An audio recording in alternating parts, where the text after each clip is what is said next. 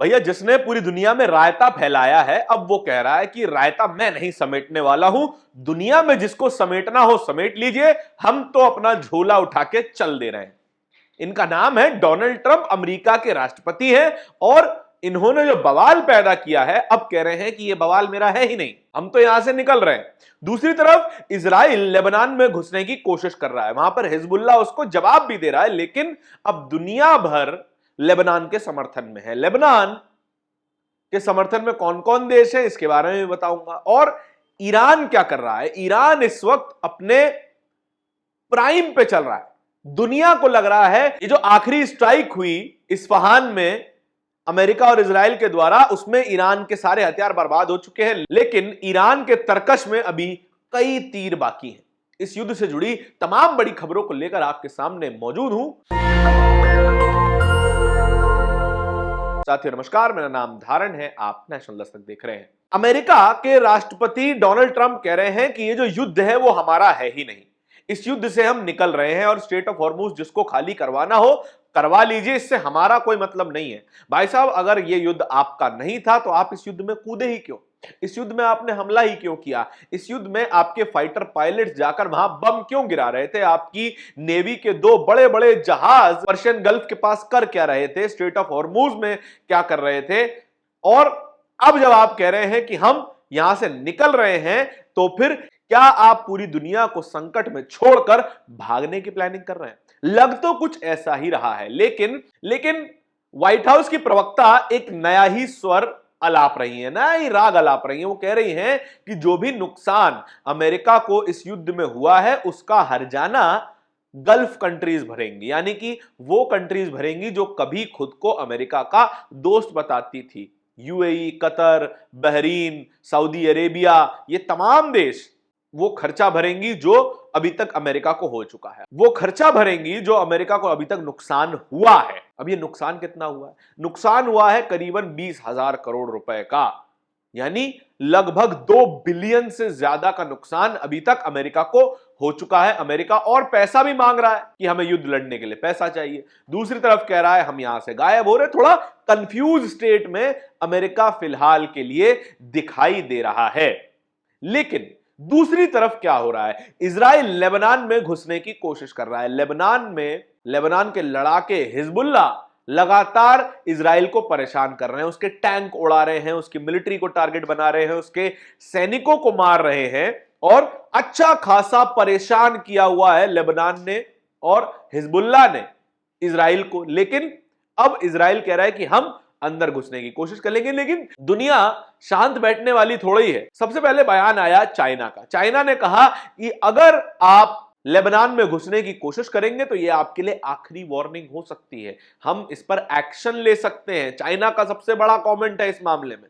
और दूसरी तरफ किसका बयान आया? जॉर्जिया मेलोनी का। जॉर्जिया मेलोनी इटली की प्रधानमंत्री कह रही हैं कि इजराइल वो देश है जो कि नरसंहार करता है। जॉर्जिया मेलोनी ने पहली बार इजराइल को कंडेम किया है। ये वही जॉर्जिया मेलोनी है जो कभी इजराइल के कसीदे पढ़ा करती थी, इजराइल को अपना फुल सपोर्ट दिया करती थी, लेकिन अब बदलते हुए समय को देखते हुए जॉर्जिया मेलोनी भी पलटती हुई दिखाई दे रही हैं। घोर दक्षिणपंथी नेता हैं जॉर्जिया मेलोनी, और दुनिया के तमाम दक्षिणपंथी नेताओं को समर्थन देती हैं, लिहाजा इजराइल के बेंजामिन नेतन्याहू को समर्थन देती हैं। लेकिन जिस तरीके की हरकतें अब बेंजामिन नेतन्याहू की हो गई हैं, अब दुनिया भर के दक्षिणपंथी नेता भी उनसे किनारा करना शुरू हो चुके हैं, और यूनाइटेड नेशंस में उन्होंने खुल के कंडेम किया है बेंजामिन नेतन्याहू को। एक और देश है जिसने मोर्चा खोल दिया है, कनाडा। कनाडा भी इजराइल के एक्शंस को कंडेम कर रहा है, कह रहा है कि इजराइल जो है वो तमाम युद्ध के नियमों को ताक पे रख चुका है, गलत तरीके से हमला कर रहा है, बच्चों के स्कूल को उड़ा रहा है, और जिस तरीके के एक्शन इजराइल के दिखाई दे रहे हैं वो किसी भी जिम्मेदार देश के नहीं हो सकते हैं। खुलकर मीडिया के सामने उनके विदेश मंत्रालय के प्रवक्ता ने यह बात कही है, इजराइल को कंडेम किया है, लेकिन तब भी इजराइल अपनी हरकतों से बाज नहीं आ रहा है। बाज आता है इजराइल तो केवल रॉकेटों से, हथियारों से, ड्रोन से, और वो काम ईरान कर भी रहा है। एक ब्लूमबर्ग की एक रिपोर्ट के मुताबिक उमाशंकर सिंह लिख रहे हैं कि इस पूरे युद्ध में अभी तक ईरान ने 1200 मिसाइलों का इस्तेमाल किया है, बैलिस्टिक मिसाइलों का, और करीबन 4000 से ज्यादा ड्रोन्स का इस्तेमाल किया। इसके जवाब में अमेरिका को और इजराइल को क्या करना पड़ा? उन्हें अपनी महंगी महंगी इंटरसेप्टर मिसाइल्स लॉन्च करनी पड़ी। महंगी इंटरसेप्टर मिसाइल कैसे? पेट्रियट मिसाइल, जेसैम मिसाइल और आयरन डोम की मिसाइलें। इन तमाम मिसाइलों की कीमत करोड़ों में है, करोड़ों रुपयों में है। एक पेट्रियट मिसाइल की कीमत 36 करोड़ रुपए तक हो सकती है, और यह मिसाइल इस्तेमाल कर रहा है उन ड्रोन्स को रोकने के लिए जिनकी कीमत महज और महज $20,000 है। $20,000 के ड्रोन को रोकने के लिए इजराइल अमेरिका को मिलकर वो हथियार इस्तेमाल करने पड़ रहे हैं जो कि करोड़ों रुपए के हैं। इसके अलावा यही ब्लूमबर्ग की रिपोर्ट बताती है कि अमेरिका का वो हथियारों का खजाना भी इस्तेमाल हो रहा है जो उसने रिजर्व में रखा था, जो उसने चाइना के लिए, रशिया के लिए किसी आपातकालीन स्थिति में बचा कर रखा हुआ था, और इसको दोबारा भरना अब संभव नहीं है। उसमें कैसे कैसे मिसाइल हैं? जेसैम मिसाइल के बारे में मैंने आपको बताया, जो कि एयर टू सरफेस मिसाइल है, यानी कि हवाई जहाज से सरफेस के टारगेट को हिट करने के लिए यह मिसाइल इस्तेमाल की जाती है, और बेहद सटीक मिसाइल है, बेहद महंगी मिसाइल है।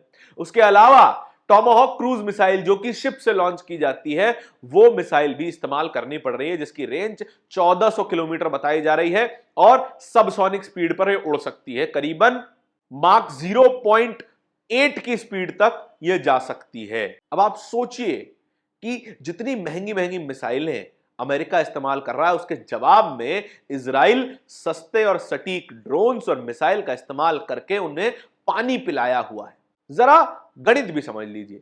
ईरान ने इस्तेमाल किए 4000 ड्रोन और 1200 मिसाइल्स, और उसके जवाब में जो एयर डिफेंस मिसाइल इस्तेमाल की गई वो थी 2400 मिसाइल्स। तो इसका मतलब क्या हुआ कि ज्यादातर ईरानी मिसाइल्स और ड्रोन ने अपने टारगेट को हिट किया है।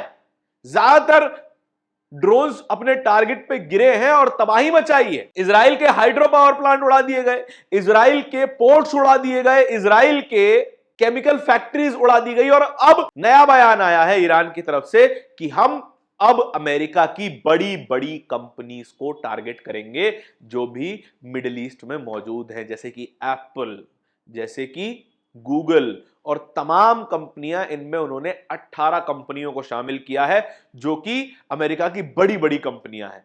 अगर आप मिलिट्री के बर्बाद हो जाने से, बेसिस के बर्बाद हो जाने से नहीं मानेंगे, तो फिर आपकी उन कंपनियों को टारगेट किया जाएगा जो आपकी इकोनॉमी की रीढ़ की हड्डी है। यही वजह है कि अब अमेरिका कह रहा है कि इस नुकसान से बचने के लिए भाग लिया जाए, जैसे तैसे इस युद्ध से गायब हो जाया जाए, जैसे तैसे बोरिया बिस्तरा समेटे और अमेरिका की तरफ चले। लेकिन इससे प्रॉब्लम सॉल्व नहीं हो जाने वाली। दुनिया भर में संकट है, अमेरिका अकेला परेशान नहीं है, इजराइल अकेला परेशान नहीं है, ईरान अकेला परेशान नहीं है, या फिर गल्फ कंट्रीज अकेली परेशान नहीं है, पूरी दुनिया परेशान है। भारत पर भी इसका असर पड़ रहा है। भारत में यूरिया की कीमतें 4 गुना हो चुकी हैं। प्रीमियम पेट्रोल और डीजल की कीमतें भी बढ़ रही हैं। एलपीजी गैस सिलेंडर की कीमतें बढ़ रही हैं। एलपीजी गैस सिलेंडर की सप्लाई डिसरप्ट हो चुकी है, और यह असर पूरी दुनिया पर पड़ रहा है। डोनाल्ड ट्रंप तो कह रहे हैं कि हम झोला उठाकर चल देंगे, डोनाल्ड ट्रंप तो कह रहे हैं कि हम कभी भी इस युद्ध से गायब हो जाएंगे,